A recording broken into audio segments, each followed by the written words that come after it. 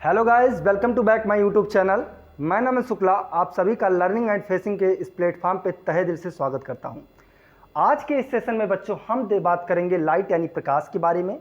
इससे अगले वाले वीडियो में हम लोग ने समझा था कि फिजिक्स क्या होता है और विज्ञान क्या होता है। इन सब बेसिक बातों पर हमने चर्चा कर ली थी। आज हम लोगों का टॉपिक है प्रकाश यानी लाइट। जैसा कि हम और आप लाइट के माध्यम से और इन लाइट के माध्यम से जिस प्रकार से जुड़ पाए हैं, और लाइट की एक कहानी बड़ी दिलचस्प है, बड़ी पुरानी है, बड़ी रोचक है। इस बारे में आज मैं आप लोगों का दिमाग और दिल सही से खोलने वाला हूं। इस सेशन के माध्यम से हमने प्रकाश का ना कि डिफिनेशन समझना, हमको प्रकाश के तहे दिल तक यानी उसके अंदर तक जाना है। प्रकाश का सबसे पहले हम लोगों ने डिफिनेशन यहाँ पे ये लिखा हुआ है कि प्रकाश एक प्रकार की ऊर्जा तो है ही। प्रकाश एक प्रकार की ऊर्जा तो है ही, जो कि हमारे बुक्स में और किताबों में कई जगह मिला करता है हमेशा, कि प्रकाश एक प्रकार की ऊर्जा है जो हमें चीज़ों यानी वस्तुओं को दिखाने में सहायता प्रदान करती है, यानी हमारी हेल्प करती है। तो मैं यहाँ पे थोड़ा और क्रिटिकल और उत्कृष्ट, जिसको साइंस की फिजिक्स की भाषा में बोलते हैं, उत्कृष्ट शब्दों को चयन करते हुए हमने प्रकाश का एक डिफिनेशन बताया कि प्रकाश एक प्रकार की विद्युत चुम्बकीय विकिरण होती है। प्रकाश एक प्रकार की विद्युत चुम्बकीय विकिरण होती है जो हमारी आंखों को संवेदित करती है। अब बात यहां जाके खत्म नहीं हो जाती। इस डिफिनेशन को पढ़ने पे जितना ही मजा आ रहा है, उतना ही मजा इसके हर एक शब्द को पिरोने में यानी उसको खोलने में है। मैं सबसे पहले बात करने वाला हूं विद्युत चुम्बकीय विकिरण के बारे में। जैसा कि यहां पे लिखा हुआ है, प्रकाश वर्ड के बारे में आप समझ ही रहे हैं, एक प्रकार की के बारे में समझ ही रहे हैं। विद्युत चुम्बकीय विकिरण ये नाम क्या है? इस डिफिनेशन को पढ़ने के बाद में सभी स्टूडेंट के दिल में ये आवाज आनी चाहिए कि एक्चुअल में ये विद्युत चुम्बकीय विकिरण होती क्या है। विद्युत चुम्बकीय विकिरण यानी जो हमारी प्रकाश होती है, जो फोटॉन के रूप में चलती है, क्योंकि प्रकाश एक तरंग और एक कण दोनों है। प्रकाश, हमारी एक साइंटिस्ट आए जिन्होंने बताया कि प्रकाश बंडलों अथवा पैकेटों की भांति चलती है। जैसे आप कहीं ऊंचाई से किसी पैकेट, खाली पैकेट को अगर गिरा दोगे तो वो ऐसे ऐसे करके स्लो मोशन में गिरती है। वही मेन हाल हमारा होता है प्रकाश का। प्रकाश जो होती है electric field and magnetic field दोनों जनरेट करती हुई चलती है। जैसे कि हमने यहाँ पे विद्युत चुम्बकीय विकिरण का एक फिगर बनाया हुआ है। ये ऊपर वाला जो हमारा है ये है इलेक्ट्रिक फील्ड, रेड वाला जो मैंने बनाया है ये है इलेक्ट्रिक फील्ड, और यहाँ पे फोटॉन यानी प्रकाश ऐसे ऐसे करके चलता है, जो कि ऊपर कभी इलेक्ट्रिक फील्ड जनरेट करता है, फिर अपनी दिशा चेंज करके नीचे जाके ये इलेक्ट्रिक फील्ड नीचे चली जाती है, और फिर पुनः ये इलेक्ट्रिक फील्ड ऊपर आती है और फिर इलेक्ट्रिक फील्ड नीचे जाती है। उसकी दूसरी तरफ मैग्नेटिक फील्ड होता है, जो कि पहले नीचे होती है, फिर बाद में ये भी अपना दिशा यानी डायरेक्शन चेंज करके ऊपर जाती है, फिर नीचे आती है। इस प्रकार से ये लाइट ऐसे ऐसे करके चलती रहती है।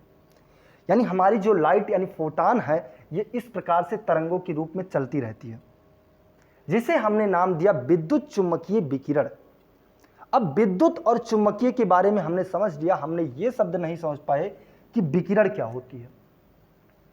विकिरण को समझने के लिए सबसे पहले मैं आपको यह बताऊंगा कि प्रकाश जो है, प्रकाश एक तरंग है, और किसी भी तरंग यानी फोटॉन को चलने के लिए अगर वो किसी माध्यम में चल रही है तो उसका नाम हम किरण देंगे।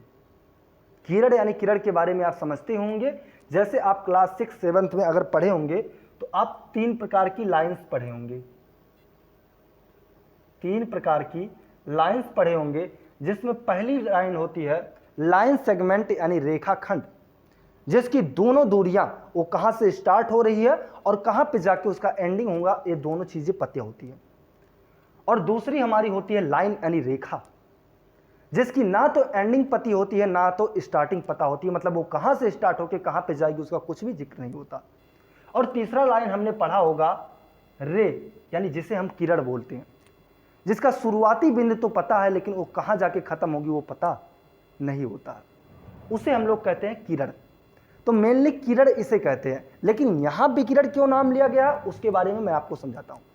किरण जैसे मैंने बताया कि जिसका स्टार्टिंग पॉइंट, जैसे ये एक है लेजर लाइट, इसको मैंने जलाया तो इसका लेजर लाइट का स्टार्टिंग पॉइंट तो पता है कि ये कहां से निकल रही है, बट इसका एंडिंग पॉइंट कहाँ पे जाके खत्म होगा ये आपको नहीं पता चल रहा, जिसे हम लोग किरण कहते हैं। लेकिन यहाँ विकिरण नाम इसको क्यों दिया गया, वो इसको समझने के लिए यह समझना होगा कि जो हमारी प्रकाश है वो एक तरंग यानी फोटान के रूप में चलती है, और कोई भी तरंग या फोटान अगर किसी माध्यम में चल रही है तो उसका नाम किरण दिया जाएगा। और अगर वह निर्वात में चल रही है यानी जहां पे कोई माध्यम नहीं है, ना तो हवा है, ना तो एयर है, ना ही कोई और मीडियम है, तो वहां अगर कोई भी फोटान चल रही है यानी तरंग चल रही है तो उसे हम लोग नाम देंगे विकिरण। इसीलिए हमने प्रकाश के डिफिनेशन में बताया कि प्रकाश एक प्रकार की विद्युत चुम्बकीय विकिरण होती है। विद्युत चुम्बकीय मतलब कि वो electric field and magnetic field दोनों को जनरेट करती हुई चलती है, जो फोटान होता है, और वो पैकेटों अथवा बंडलों की तरह ऐसे ऐसे करके चलती है। और विकिरण हमने नाम क्यों दिया, क्योंकि विकिरण जो होती है, अगर कोई भी तरंग है वो अगर निर्वात में चल रही है तो उसका नाम हम किरण नहीं, उसका नाम हम विकिरण देंगे। Everything is clear. यानी हमने प्रकाश के बारे में ये समझ लिया कि प्रकाश एक प्रकार की विद्युत चुम्बकीय विकिरण है जो हमारी आंखों को संवेदित करती है। अब संवेदित मतलब क्या होता है, संवेदित मतलब होता है कि हमें जानकारी उपलब्ध कराती है, हमें विदित कराती है कि यहाँ पे कोई भी चीज रखा हुआ है या कोई चीज है। जो हमें प्रकाश यानी जो विद्युत चुम्बकीय विकिरण जो हमारी आंखों में प्रवेश करके जाके दिखाती है, वो संवेदित करने का काम भी करती है, मतलब हमें जानकारी देने का काम करती है। इसका अर्थ होता है संवेदित करना, माने हमें बताना। Everything is clear.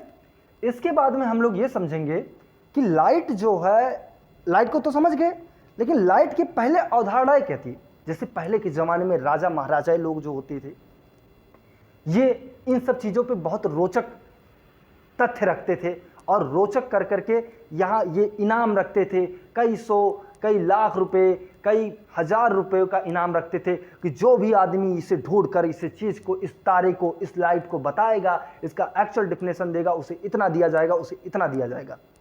तो सबसे पहले इस लाइट के बारे में मिस्र के एक आदमी ने कहा, एक साइंटिस्ट ने कहा, जिसने कहा कि भाई साहब ये जो लाइट होती है ना, ये लाइट एक्चुअल में कुछ नहीं होती है, ये लाइट हमारी आंखों में होती है, और जब हम अपनी आंख को बंद किए रहते हैं तो वो लाइट मेरे अंदर होती है, और जैसे ही इस आंख को खोलते हैं तुरंत इसमें से कोई लाइट जाती है, लाइट निकलती है जो ऑब्जेक्ट पे पड़ती है, और ऑब्जेक्ट पे टकराने के बाद फिर हमारी आंखों में जाती है, जिससे हमें वो दिखाई देती है। लेकिन कुछ समय तक ये अवधारणा चलता रहा। बाद में एक दूसरे साइंटिस्ट आए जिन्होंने कहा कि भाई अगर आप प्रकाश स्रोत को, यानी हमारा जो लाइट का प्रोसेस है, जहां से लाइट हमारा जनरेट होता है, अगर उसको हम बंद कर दें और अपनी आंखों को खोले रखें तो क्या हम देख पाएंगे चीज़ों को। अगर सूर्य हमारा प्रकाश का माध्यम है, सूर्य को हम पूरी तरीके से ढक दें तो क्या हम चीज़ों को ऑब्जर्व कर पाएंगे, देख पाएंगे। तो ये कहानी जाके वहाँ पे फ्लॉप हो जाती है।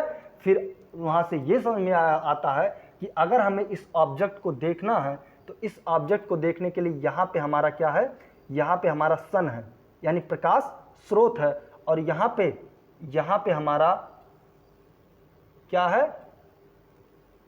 आई यानी आंख है।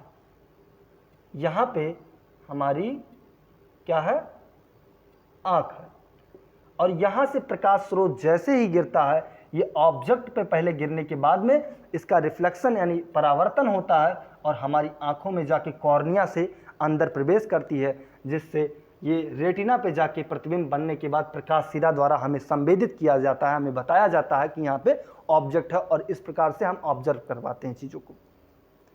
तो ये रही हमारी प्रकाश की कहानी। तो प्रकाश का डेफिनेशन हमने क्या समझा कि प्रकाश एक प्रकार की विद्युत चुम्बकीय विकिरण होती है जो हमारी आंखों को संवेदित करती है। विद्युत चुम्बकीय विकिरण मतलब कि प्रकाश जो होता है फोटान के रूप में होता है, जो हमारी इलेक्ट्रिक फील्ड और मैग्नेटिक फील्ड दोनों जनरेट करती हुई चलती है। विकिरण हमने क्यों नाम दिया, क्योंकि जो तरंग होता है अगर वह निर्वात में चल रहा है तो उसका नाम हम किरण ना दे करके उसका नाम हम विकिरण देंगे। इसके बाद में एक क्वेश्चन आता है, बहुत बढ़िया प्रचलन का क्वेश्चन है कि एक्चुअल में जो प्रकाश है, क्या हम प्रकाश को देख पाते हैं, क्या हम प्रकाश को देख पाते हैं या नहीं। थोड़ा रोचक कहानी है, इसके बारे में आप लोग कमेंट बॉक्स में आंसर दीजिएगा लास्ट में जाकर के। और आंसर क्या देंगे आप लास्ट में जाते जाते, तो आंसर यहाँ पे पा ही जाएंगे।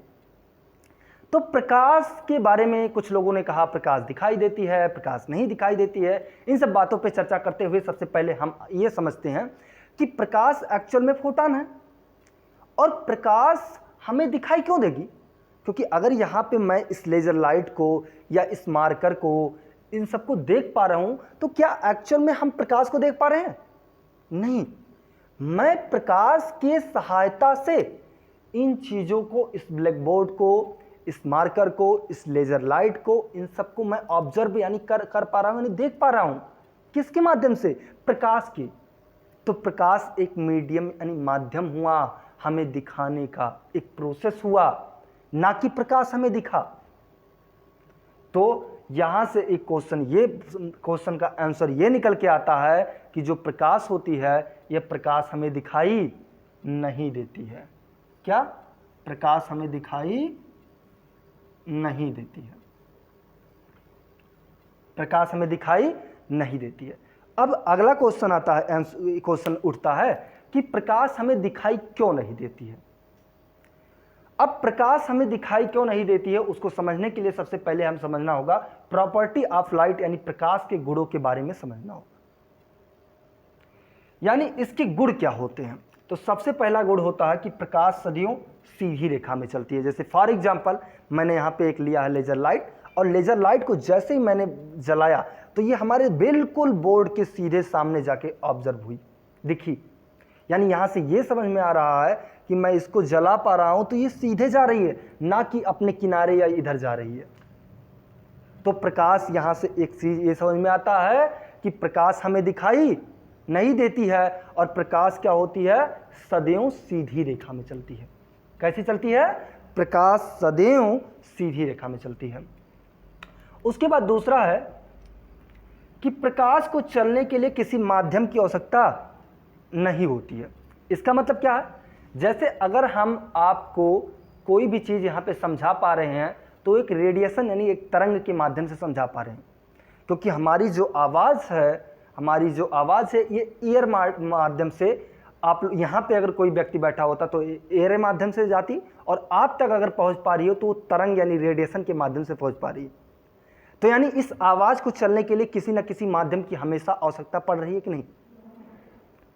लेकिन जो हमारी प्रकाश होती है, इस प्रकाश को अगर आप एक निर्वात कमरे में, निर्वात मतलब जहाँ पे कोई भी माध्यम ना हो, जहाँ पे हवा भी ना हो, वहाँ पे लेके जाइए और आप एक लेज़र लाइट ले लीजिए और एक डीजे ले लीजिए। आप अगर डीजे को बजाएंगे तो डीजे की आवाज़ नहीं सुनाई देगी, क्योंकि वहाँ पे प्रकाश, वो एयर नहीं है, तरंग नहीं है, रेडिएशन नहीं है। और अगर वहाँ पे आप इस लेज़र लाइट को जला देते हैं तो आपको बिल्कुल साफ साफ दिखाई देगा। यानी इससे ये पता चलता है कि प्रकाश को चलने के लिए किसी माध्यम की आवश्यकता नहीं होती है। प्रकाश अपने आप से स्वयं चलता है, क्योंकि प्रकाश खुद अपने आप में एक माध्यम। ओके, अगला है कि प्रकाश की चाल 3 × 10⁸ मीटर पर सेकंड होता है। यही हमारा है आंसर इस चीज का कि प्रकाश हमें दिखाई देती है या नहीं। अब पहले इसकी चाल को मैं ये समझ लेता हूं कि 3 × 10⁸ मीटर पर सेकंड, 3 × 10⁸ मीटर पर सेकंड को मैं थोड़ा और छोटा करके बताता हूं कि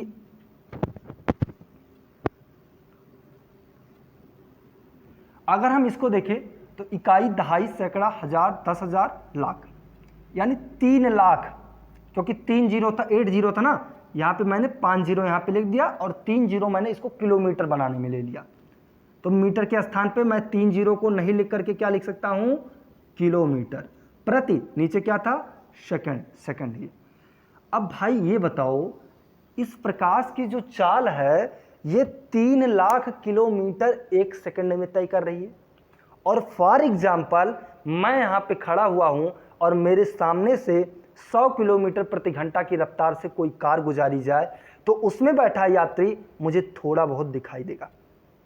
और वहीं मैं एक दूसरा मान लो कि दूसरी कार है जो 1000 किलोमीटर प्रति घंटे की रफ्तार से जा रही है, तो उसमें बैठे आदमी 100 किलोमीटर प्रति आवर की रफ्तार से जा रही कार के में बैठे आदमी से की अपेक्षा हमें कम दिखाई देंगे।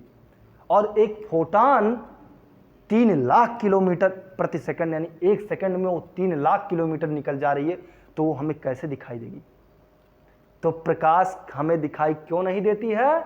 क्योंकि प्रकाश की चाल इतने ज़्यादा है, इसलिए प्रकाश हमें दिखाई नहीं देती है। अब आपसे कोई पूछे कि क्या हम प्रकाश को देख सकते हैं या नहीं, तो आप आंसर देंगे कि प्रकाश हमें स्वयं दिखाई नहीं देती। प्रकाश को देखने के लिए या नहीं, प्रकाश को देखा क्यों नहीं जा सकता? क्योंकि प्रकाश की चाल इतने ज़्यादा है। कितना ज़्यादा है भैया? 3 लाख किलोमीटर 1 सेकंड में निकल जा रही है, तो हमें कैसे दिखाई देगी? Everything is clear. उसके बाद हम लोग देखेंगे कि प्रकाश का तरंगदैर्घ्य जो होता है, फैलाव जो होता है, वो 3900 एंगस्ट्रॉम से 7800 एंगस्ट्रॉम होता है। एंगस्ट्रॉम एक इकाई है। जैसे ये हमारा लाइट है, ये देखो रेड कलर मैंने जलाया तो ये इतना फैला, अभी देखो ब्लू जलाया तो थोड़ा और फैला। इस तरीके से इसका जो फैलाव होता है, किसी किसी लाइट का बहुत ज़्यादा फोकस होकर फैलाव होता है, तो ये तरंगदैर्घ्य और कलर के ऊपर डिफाइन करता है। तो हमारा जो प्रकाश का तरंगदैर्घ्य है वो 3900 एंगस्ट्रॉम से लेकर के 7800 एंगस्ट्रॉम तक है। कितना? 3900 एंगस्ट्रॉम से लेकर के 7800 एंगस्ट्रॉम तक है। आई होप कि आप प्रकाश के बारे में समझे होंगे, प्रॉपर्टी ऑफ लाइट के बारे में समझे होंगे, और भी कुछ जान पाए होंगे कि प्रकाश हमारी किस प्रकार से चलती है। तो उम्मीद करता हूं कि इन सब का आप लोग स्क्रीनशॉट लेकर के अपना नोट्स बना रहे होंगे और अच्छे से पढ़ रहे होंगे। Thank you for watching class.